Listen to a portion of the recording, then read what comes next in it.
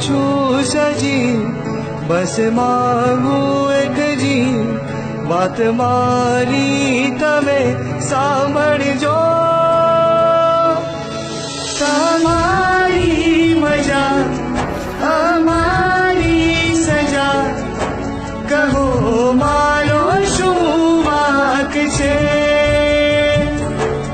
તમારી મજા. નમસ્કાર. આજે એક નાની વાત લઈને તમારી સમક્ષ ઉપસ્થિત થયો છું. જેમ આપણી 14 જાન્યુઆરી હવે આપણી ઉત્તરાયણ આવી રહી છે. આ મકર સંક્રાંતિનો પર્વ છે, ખુશીનો પર્વ છે, ઉલ્લાસનો પર્વ છે, ઉમંગનો પર્વ છે. આપણે સૌ પોતાના ધાબા ઉપર જઈને એક આપ્યો છે એના નારા લગાવશે.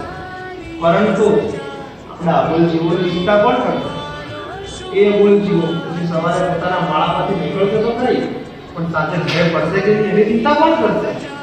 આજે હું આપણી સમક્ષ એ જ વાત લઈને આવ્યો છું કે હા, તમે પતંગ ચગાવો, આપણો ઉત્સાહનો પર્વ છે, ઉલ્લાસનો પર્વ છે. પરંતુ આપણા અબોલ જીવોની રક્ષા કરવી એ પણ આપણો ધર્મ છે. જે રીતે તમે તમારી ફરજ અદા કરો છો ને, પૂરી જવાબદારી પણ અદા કરજો.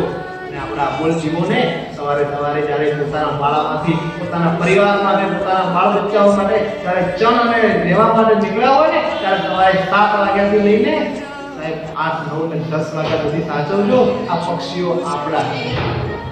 આ પક્ષીઓ નહીં હોય તો આપણે કલરવ નહીં સાંભળી શકીએ.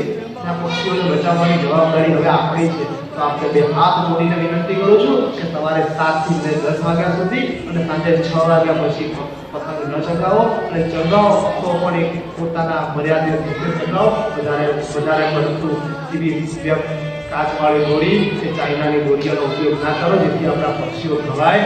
ક્યાંક પણ તમને આવું પક્ષી ઘવાયેલું મળે, ક્યાંય પણ પક્ષીને ઈજા થઈ હોય અને આપણને એવું લાગે તો આપણા શહેરમાં ઘણા બધા આપણા જેવા સેવાભાવી માણસો ઊભા હોય છે, એમને તરત ફોન કરો. એ પક્ષીની જીવ બચી જશે. તમારાથી ચાલો કંઈ ન થાય તો એ પક્ષીનો જીવ બચાવી શકો એક ફોન કરીને.